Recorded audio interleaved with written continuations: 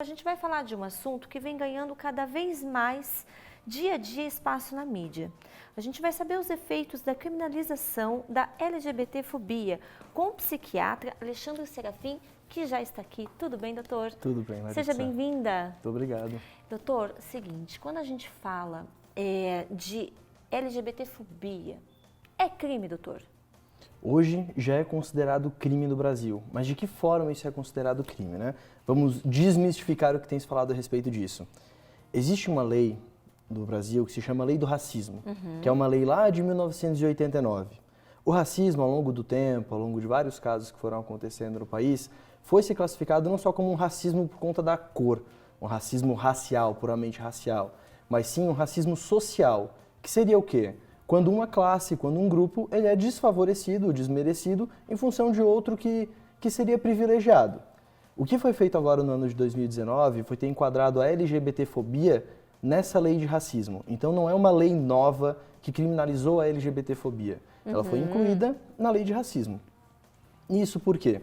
Nenhuma lei é feita no Brasil em proteção da população LGBT desde 1988. Então é muito antigo. E vários entraves no Congresso foram impedindo com que uma lei que não que beneficiasse, mas uma lei que protegesse essa população fosse aprovada. Então, essa aprovação do STJ em enquadrar a LGBTfobia na lei do racismo é um sinal ao Congresso do tipo, Congresso, está tudo indo muito devagar aí, a gente vai agilizar as coisas por aqui, porque esse é um tema que merece destaque, merece uma atenção maior. Porque hoje no Brasil morrem muitos LGBTs em pouco tempo, né? Muito pouco tempo. Você sabe que é muito bem-vindo o assunto e você é muito bem-vindo. Eu falei bem-vinda, mas é bem-vindo. Porque quando a gente fala em LGBTfobia, isso é uma coisa que vem ganhando muito espaço hoje em dia no nosso meio diário, né? Porque são pessoas. A gente não pode discriminar uma pessoa pelo que ela quer ser, pelo que ela gosta de ser, pelo que ela acha bem ser, fazer da vida dela. E isso a gente vê que é julgado pelas pessoas e também, até na lei isso, tem um certo preconceito, um certo julgamento. Como que acontece isso? Como que vocês podem estar dizendo o que tem de novidade em relação a tudo isso? O que se espera com a lei, colocar a LGBTfobia na lei de racismo, não é uma lição, não é uma mudança imediata, Claro. É algo que vai acontecer ao longo do tempo. Até por conta de que os executores dessa lei também podem já vir de outras ideias que tornam a LGBTfobia não favorável a essa lei, digamos assim, a aplicar a LGBTfobia como racismo no Brasil. Então vai ser um processo lento. O que espera-se é que ocorra mais uma inibição social realmente, para que as pessoas comecem a perceber um pouco mais a fala delas sobre essas pessoas, porque elas só estão existindo. Né? Exatamente. Não é questão de escolha, não é questão de opção, não é questão de nada disso. São pessoas que apenas querem existir, querem estar presentes em ambientes, querem viver em sociedade e sem ter problemas em existir. Não quer que corram riscos na rua simplesmente por ser quem elas são. Porque não está fazendo mal para ninguém, né? A quem fere. Exatamente. Esse é um tema muito importante hoje aqui pra gente. Na prática, como que se aborda essas resoluções, né, desses aspectos?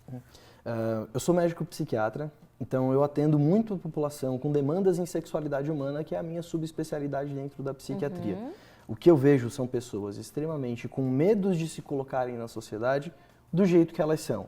Por exemplo, um paciente, uma pessoa homossexual que não consegue colocar a sua condição, a sua orientação sexual no ambiente de trabalho.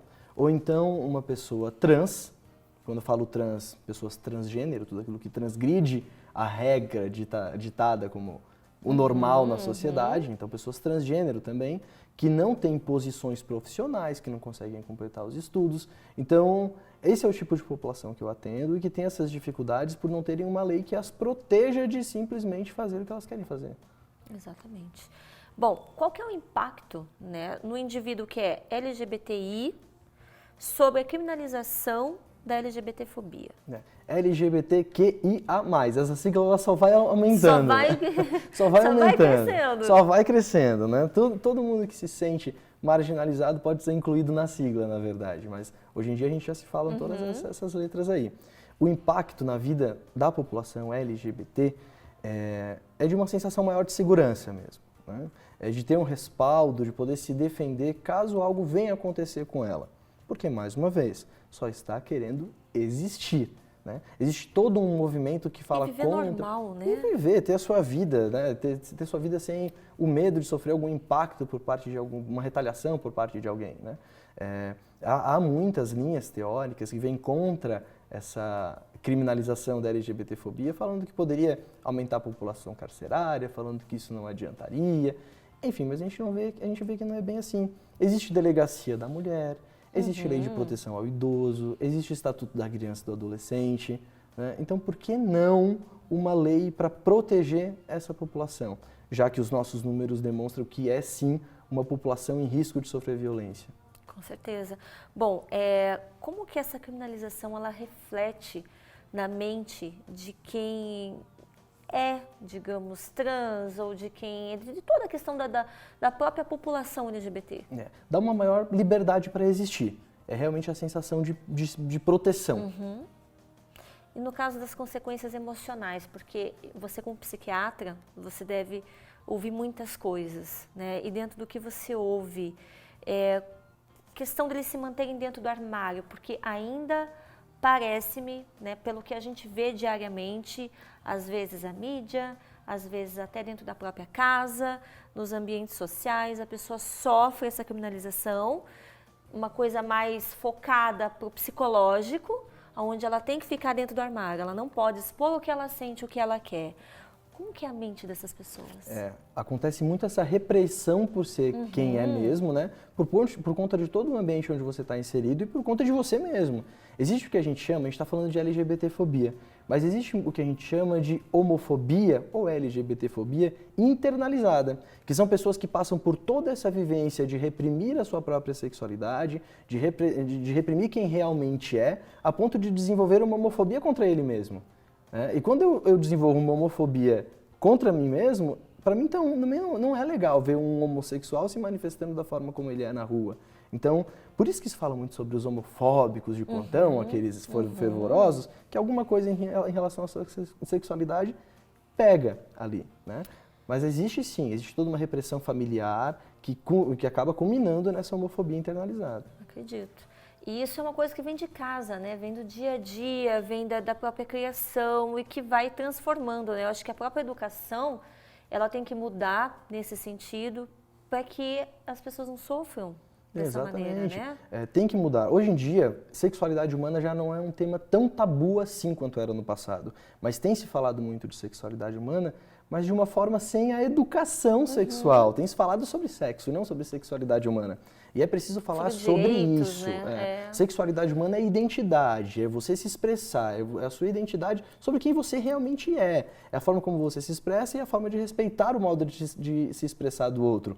O único problema é que os professores que hoje em escola falam sobre educação sexual vêm sendo até presos, né, por conta de falar sobre esse tema. Então vai ficando cada vez mais difícil de seguir. Mas existem escolas, principalmente no ambiente particular, que têm trazido o tema na sua grade curricular. Então ainda há esperança, né? E principalmente baseado em modelos de países desenvolvidos, onde isso acontece.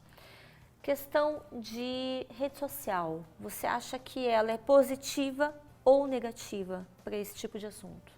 É muito positiva. Eu acho que a rede social, mídia digital, tudo isso está de fácil acesso, de graça, as pessoas conseguem acessar de onde elas estiverem. Então, se for com conteúdo bem elaborado, se for algo que acrescente, com certeza é benéfico. Quais as atitudes da pessoa que sofre um bullying, uma agressão, uma pessoa que faz parte dessa comunidade LGBT e ela sofre essa fobia, ela tem todo esse transtorno, o que ela deve fazer? Quais são os passos que ela deve, primeiramente, na mente dela ter com ela e dentro da lei, o que ela deve buscar?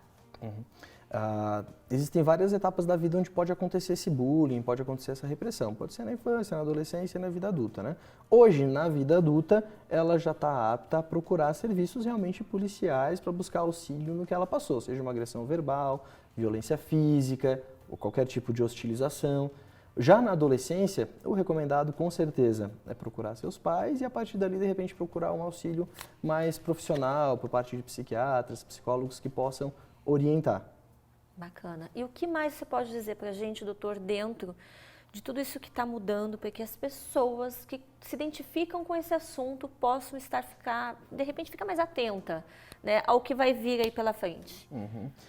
Respeitar. Vamos pensar em respeito, né? O primeiro é o autorrespeito. Sim. Vamos se conhecer, procura profissionais da área de saúde mental, cuida da sua psique, entenda quem você é, reforce, torne-se consistente, para daí sim, a partir dali, tudo que ofender você consiga ser reconhecido ao ponto de você se posicionar também. A lei vem para isso, a lei vem para ajudar. Bacana. Então, fica a dica aí, doutor, para todos vocês. Vou deixar aqui os contatos do doutor Alexandre. Tem rede social, tem o Instagram, que as pessoas podem entrar em contato. Tá ali, ó, Clínica Ser, tem o Instagram, tem o telefone fixo e vocês entrando em contato através do Insta, também tem lá todas as recomendações, tudo o que vocês falam sobre esses assuntos, né, doutor? Exatamente. Vários textos, vários posts publicados sobre o tema, bem variado. Bacana. Muito obrigada pela tua presença aqui, pela sua atitude de estar aí galgando algo melhor para essa classe que precisa, né? Eu que agradeço, Laís.